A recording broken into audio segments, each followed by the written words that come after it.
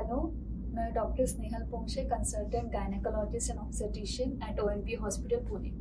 तो आज हम वाइट डिस्चार्ज के बारे में बात करेंगे। बहुत सारी महिलाओं को ये प्रॉब्लम रहता है कि डॉक्टर मुझे बार बार वाइट डिस्चार्ज की प्रॉब्लम होती है। जैसे कुछ महीने पहले मुझे वाइट डिस्चार्ज हुआ था, मैंने गायनेकोलॉजिस्ट के पास गई, मैंने ट्रीटमेंट ली, उसके बाद वो पूरा ठीक भी हो गया था।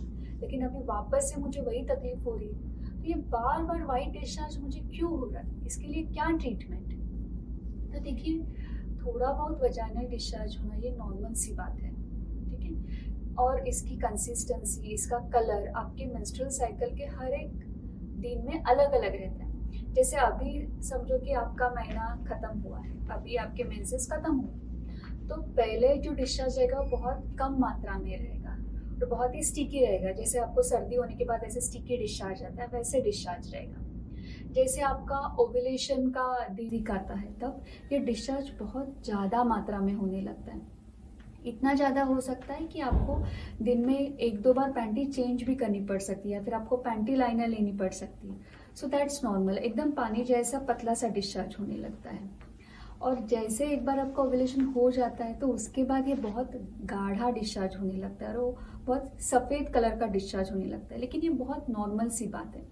अगर ये डिस्चार्ज के साथ आपको कुछ खुजली नहीं हो रही है, आपको नीचे दर्द नहीं हो रहा है, या फिर आपको नीचे जलन नहीं हो रही, या फिर बुखार नहीं, या फिर आपको कुछ कांटेक्ट रखने के टाइम आपको पेन नहीं हो रहा है, पेट में दर्द नहीं हो रहा है, तो ये नॉर्मल सा डिस्चार्ज है। ये सारे सिम्टम में से आपको अगर कुछ भी आपके डिस्चार्ज के साथ हो रहा है तो मानो कि ये वजाइनल इन्फेक्शन है, ये इन्फेक्शन वाला वाइट डिस्चार्ज है। तो आपको इसके लिए डॉक्टर से ट्रीटमेंट लेना ज़रूरी है। लेकिन ठीक है, अभी आपको वाइट डिस्चार्ज हो रहा है, आपको समझ में आया मुझे कुछ तो गड़बड़ है, मुझे डॉक्टर के पास जाना चाहिए।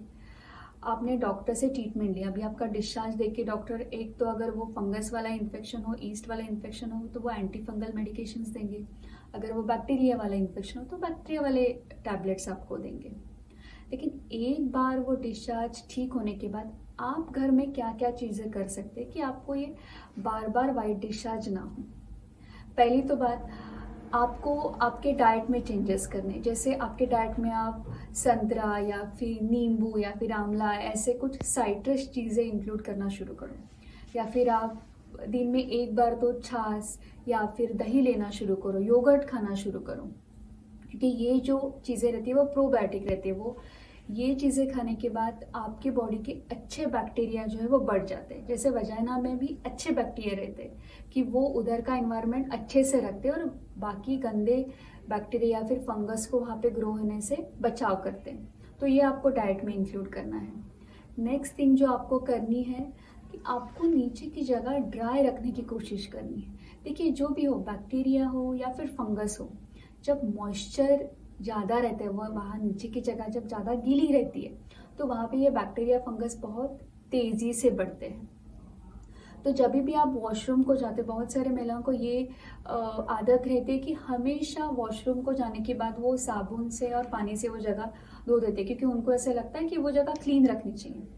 लेकिन आपको दिन में 1 से 2 बार बस वो खाली गुनगुने पानी से, हल्के से साबुन से या फिर जो भी आप हाइजीन वॉश यूज़ कर सकते हो उससे आपको वो जगह क्लीन करनी है।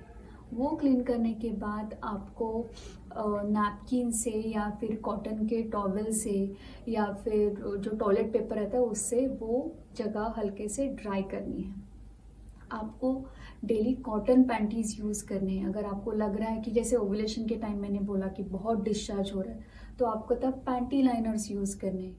ये आपको क्यों करना है? क्योंकि आपको वहाँ पे मॉइस्चर नहीं रखना है, इसलिए आपको ये सब चीज़ें करनी है। तीसरी बात, आपको वो जगह अच्छे से क्लीन करनी है।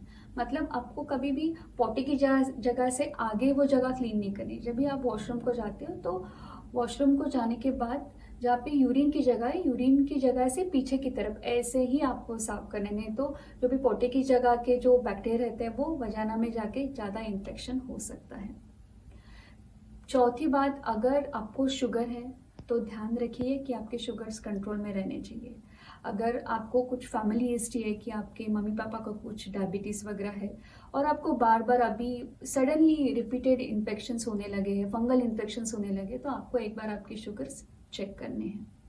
और पांचवी बात, देखिए कुछ कुछ इन्फेक्शन जो रहते हैं वो सेक्सुअली ट्रांसमिट होते हैं। मतलब मानो कि अभी आपको इन्फेक्शन था, आप डॉक्टर के पास गए, आपने ट्रीटमेंट ली, वो ठीक भी हो गया, लेकिन हो सकता है कि आपको जो इन्फेक्शन हो रहे हैं वो आपके पार्टनर से हो रहे हैं।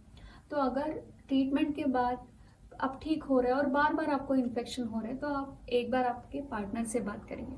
अगर उनको भी थोड़ी सी जलन या फिर यूरिन में कुछ प्रॉब्लम हो रहा है या फिर वहाँ पे खुजली जैसा कुछ हो रहा है, तो उनका भी चेकअप करना और उन्होंने ट्रीटमेंट लेना भी बहुत ज़रूरी है।